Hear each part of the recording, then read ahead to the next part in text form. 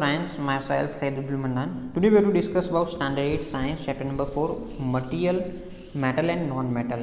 हमने मेटल और non metal के अंदर हमने बात की फिजिकल प्रॉपर्टीज़ की बात की. आफ्टर दिस हम अभी जो बात करें केमिकल प्रॉपर्टीज़ की बात कर रहे हैं. तो केमिकल प्रॉपर्टीज़ में हमने देखा कि भाई जो मेटल एंड नॉन मेटल है वो ऑक्सीजन के साथ रिएक्शन कर वो ऑक्सीडेशंस बना रहे. ठीक है. अब जो बात करने वाले रिएक्शन विथ वाटर, वाटर के साथ रिएक्शंस करने वाले मीन्स मेटल भी लेंगे और नॉन मेटल उसका रिएक्शंस क्या हो रहा है. ठीक है. तो हम फर्स्ट बात करेंगे मेटल की. जब बात करेंगे तो मेटल के अंदर जो कुछ मेटल्स जो है काफ़ी सारी मेटल्स अवेलेबल है. कुछ जो मेटल्स है वो क्या है वेरी रिएक्टिव, मतलब फास्टली रिएक्शंस कर रहा है. कुछ आप वाटर को उसके अंदर डाल दो, ठीक है, किसी और के अंदर डाल दो तो क्या फास्टली रिएक्शन. उसको समझने के लिए आपको अच्छा बेस्ट एग्जांपल दूँ कि आपके जैसे फ्रेंड्स हैं 4-5 फ्रेंड्स, आपका ग्रुप्स है तो उसके अंदर क्या हम सभी की हम मस्ती करते रहते हैं.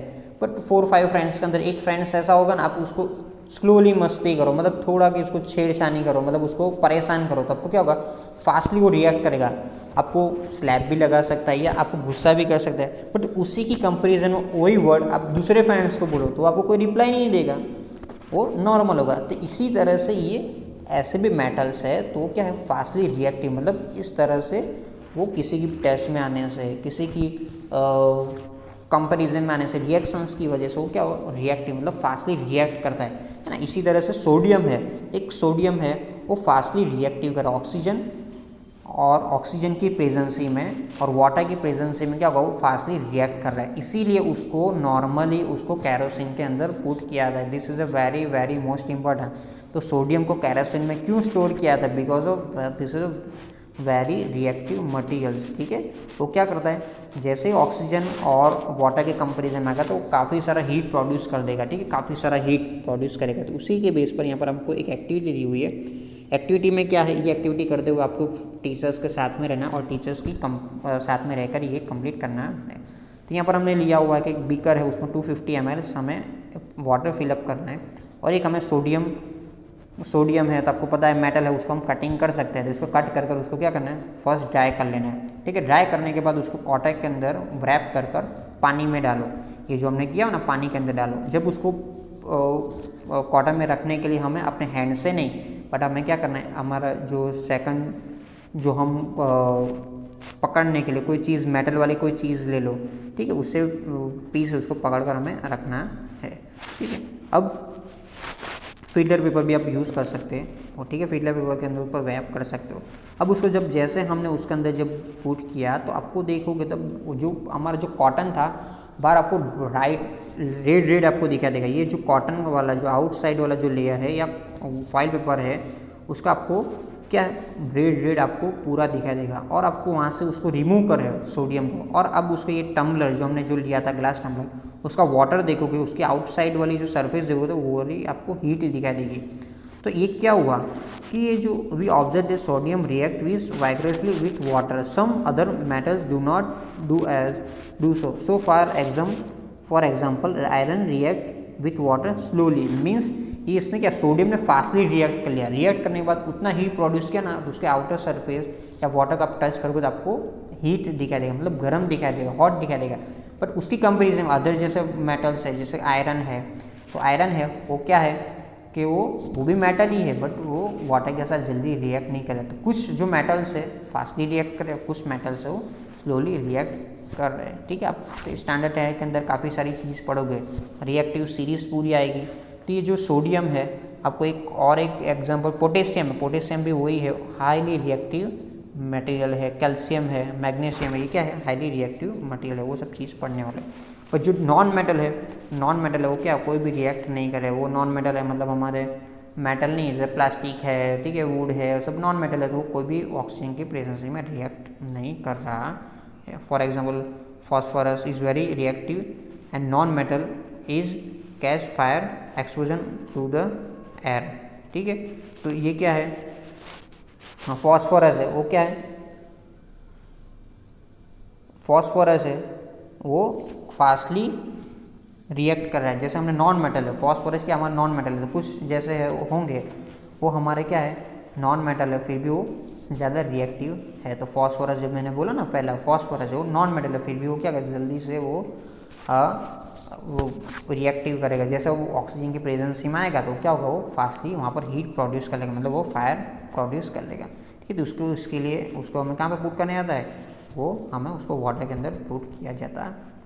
तो कुछ मेटल्स है वो हाईली रिएक्टिव है, कुछ नॉन मेटल है वो भी हाईली रिएक्टिव है। मीन्स उसको ऑक्सीजन की प्रेजेंस में, जैसे हम एयर के अंदर लाएंगे, जैसे फॉस्फोरस के अंदर देखा कि एयर के अंदर जैसा उसको लेकर आओगे तो क्या होगा, वो फास्टली वो रिएक्टिव हो जाएगा। मीन्स वो वहाँ पर ब्लास्ट होने के चांसेस है।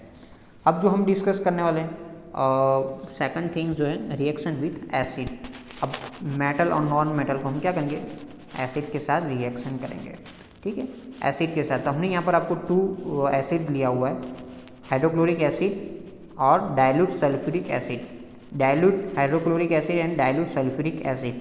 तो ये दोनों का फर्स्ट डिफरेंस क्या, डाइल्यूट। डाइल्यूट यहाँ पर एक न्यू वर्ड आ रहा है। डाइल्यूट मतलब सल्फ्यूरिक एसिड है या हाइड्रोक्लोरिक एसिड है, उसको पानी के साथ मिक्स किया हुआ।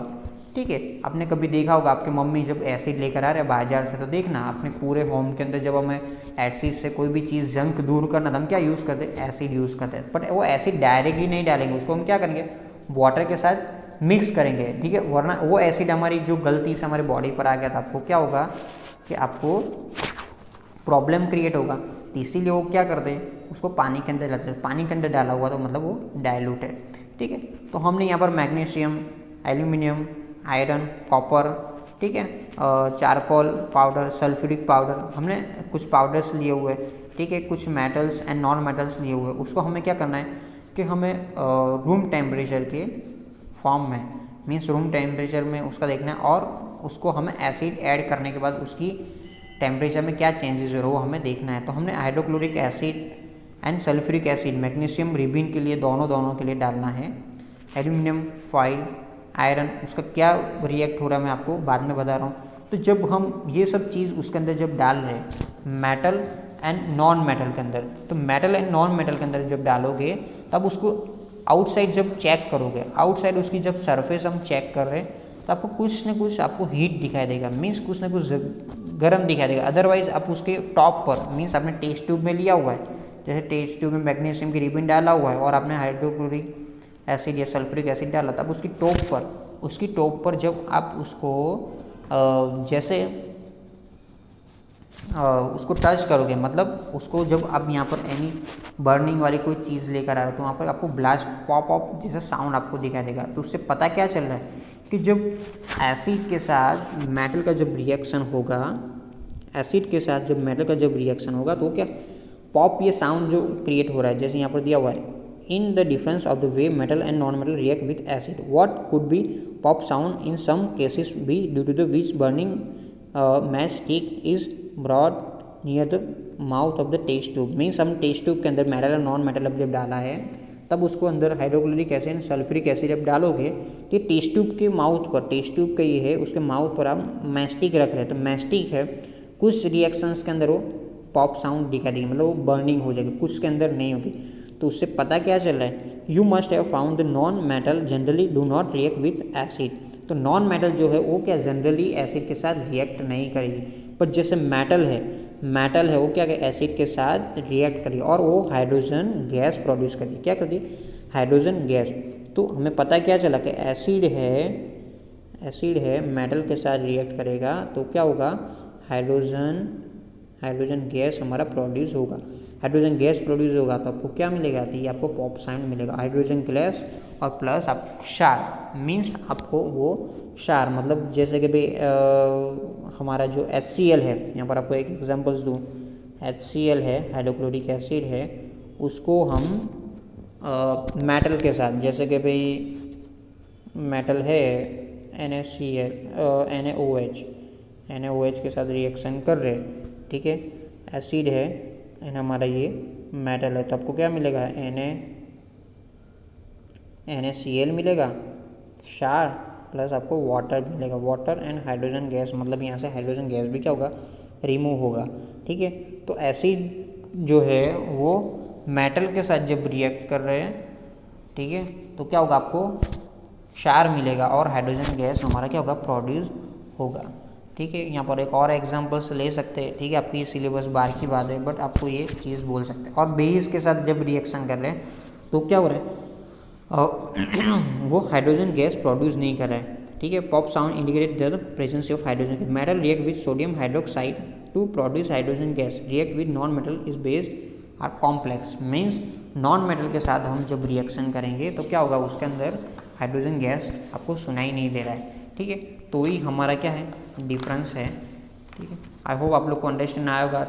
If any query, if any doubt, तो आप कमेंट्स में डाल सकते हैं। हम स्लोली पार्ट क्यों ले रहे हैं, बिकॉज ये वेरी इंपॉर्टेंस है, ठीक है। अब नेक्स्ट जो पार्ट होगा उसके अंदर और एक रिएक्शंस देखने वाला है, और उसके बाद हम एसिड एंड बेस का मेटल एंड नॉन मेटल का यूजेस देखने वाले हैं, ठीक है। वहाँ पर हमारा चैप्टर कंप्लीट होगा। तो कुछ भी डाउट हो, इफ़ एनी क्वेरी, तो आप कमेंट्स में डाल सकते हो। Thank you, have a nice day.